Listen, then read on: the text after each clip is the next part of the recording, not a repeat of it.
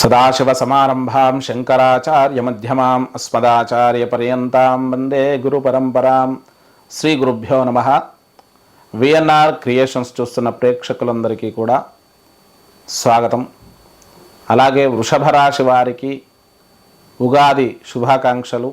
గతంలో విశ్వావసునామ సంవత్సర ఫలితాలు పెట్టడం జరిగింది. ఈ సంవత్సరం ఎలా ఉంటుందో చూసుకోండి. ఇక దాంతోపాటు అద్భుతంగా శని యొక్క ప్రభావం వృషభ రాశి వారికి ఎలా ఉంటుందో మనం ఈ వీడియోలో చూద్దాం.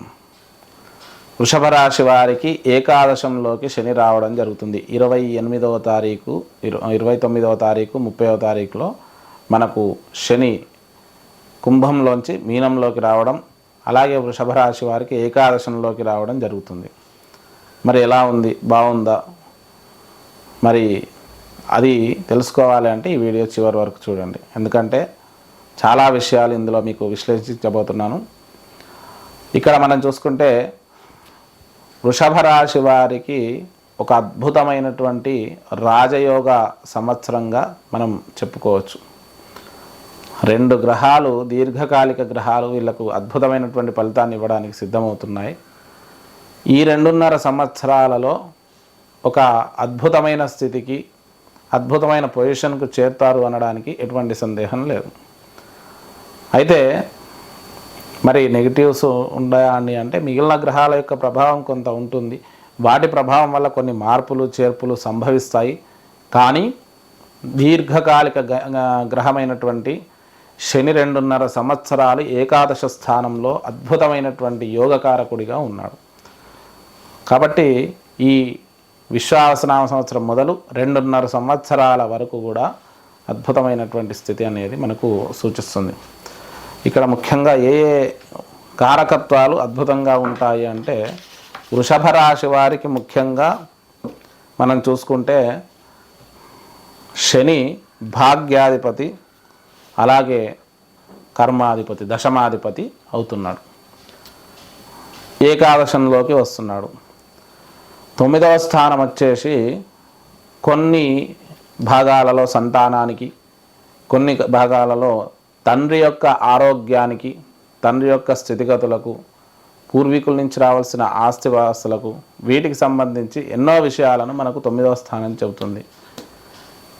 ఇక 10వ స్థానము మన కర్మభావం, మనం చేసే వృత్తి, మన తండ్రి యొక్క సాంగత్యం ఎలా ఉంటుంది, మనతో పాటు తల్లిదండ్రుల అనుకూలత ఎలా ఉంటుంది, మనం బయట ఎలాంటి విజయాలు సాధిస్తాము, ఇవి 10వ స్థానం మనకు చెప్తుంది. కాబట్టి ఇక్కడ మనం చూసుకుంటే ముఖ్యంగా ఈ వృషభ రాశి వారికి భాగ్యాధిపత్యం పొంది ఏకాదశంలో ఉండడం అనేది చాలా అద్భుతమైనటువంటి విషయంగా చెప్పుకోవచ్చు. ఎందుకంటే భాగ్యము అంటే పూర్వీకుల నుంచి రావాల్సిన స్థితిగతులు, ఆస్తిపాస్తులు, లేదంటే తల్లిదండ్రుల నుంచి రావాల్సిన ధనము, అవన్నీ కూడా మీకు ఏ విధంగా చేరుతాయి అనేది మనకు 9వ స్థానం చెప్తుంది. మన పూర్వీకుల నుంచి ఎన్నో రకాల ఆస్తులు కలిసి వస్తుంటాయి.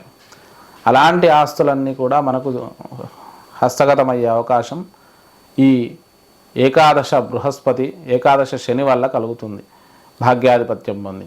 ఇక దాంతోపాటు తల్లిదండ్రుల ఆరోగ్య విషయంలో కూడా వారిని గత కొంతకాలంగా ఏమైనా సమస్యలుంటే వాటి నుంచి బయటపడి సంపూర్ణమైనటువంటి ఆరోగ్యంగా, సంపూర్ణమైనటువంటి సుఖ సంతోషాలతోటి ఉండే అవకాశం మనకు సూచిస్తుంది. ఇక అన్ని రకాలుగా కూడా భాగ్యానికి సంబంధించి చాలా విశేషమైనటువంటి సత్ఫలితాలను శని ఇస్తాడు.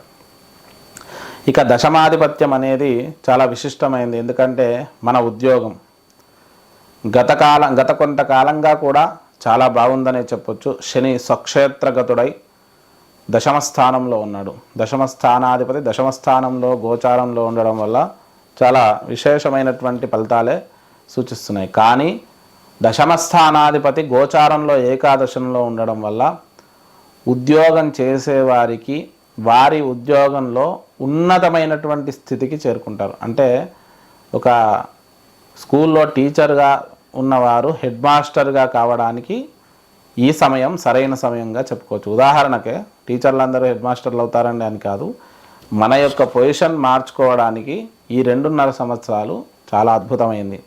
ఎన్ని సమస్యలున్నా కూడా వాటిని పరిష్కరించుకుంటూ ముందుకు వెళ్ళడం అనేది సులభంగా పరిష్కారం అవుతాయి కూడా. అలాగే మంచి సమాజంలో పేరు ప్రతిష్టలు కూడా, ఎక్కడైనా గౌరవం అనేది పెరుగుతుంది. అంటే మీరు ఏ అడుగు పెట్టినా, ఎక్కడ మీరు ఏ పని చేస్తున్నా కూడా సమాజంలో మీ యొక్క గౌరవం అనేది పెరుగుతుంది. ఇక దాంతోపాటు ఆర్థిక అభివృద్ధి అనేది విశేషంగా ఉంటుంది. జీతము, మీ యొక్క ఆర్థిక స్థితిగతులు పూర్తిగా పెరిగి దానిలో మంచి స్థితికి చేరుకుంటారు. ఇక దశమాధిపత్యంతో పాటు తల్లిదండ్రులతోటి కూడా కొంత ఎక్కువ సమయం గడపడం, వారి యొక్క అనుకూలత, వారి ఆర్థిక సహాయము ఇవన్నీ కూడా మీకు అందే అవకాశం ఎక్కువగా సూచిస్తుంది. ముఖ్యంగా ఇక్కడ చూసుకుంటే కొన్ని రంగాల వారికి ఉద్యోగంలో చూద్దాం శని యొక్క ప్రభావం ఎలా ఉంటుంది. ముఖ్యంగా రాజకీయ నాయకులకు చూసుకుంటే వృషభ రాశి వారు ఎవరైనా ఉంటే వీరికి ప్రస్తుతమైతే కొద్దిగా కష్టపడితే, అంటే మీరు ఏం మాట్లాడినా ఎలా చేసినా కూడా కొద్దిపాటి కష్టానికే విజయాలు దక్కుతాయి.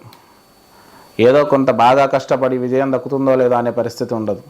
వృషభ రాశి వారు రాజకీయాల్లో మంచి స్థితికి చేరుకొని ఉన్నతమైన పదవులను అలంకరిస్తారు. ఇక సినీ రంగాల వారికి ఏకాదశ శని వల్ల వీరు తీసిన సినిమాలన్నీ కూడా 100% 90-95% వరకు విజయాలు దక్కే అవకాశం సూచిస్తున్నాయి. అంటే మిగిలిన గ్రహాల యొక్క గతులు వాటి యొక్క ప్రభావం కూడా ఉంటుంది. ఓన్లీ శని ఒక్కడే కాదు కదండి, బృహస్పతి ఉంటాడు, తర్వాత శుక్రుడు ఉంటాడు. ఇవన్నీ గ్రహాల యొక్క అనుకూలత వల్ల విజయాలు దక్కుతాయి. కానీ శని ప్రభావం వల్ల మంచి పేరు ప్రతిష్టలతో పాటు వీరి యొక్క స్థితి అనేది జాతీయం, అంతర్జాతీయం వరకు ఖ్యాతి పొందే అవకాశం ఈ వృషభ రాశి వారి యొక్క సినీ రంగాల వారికి ఉంటుంది.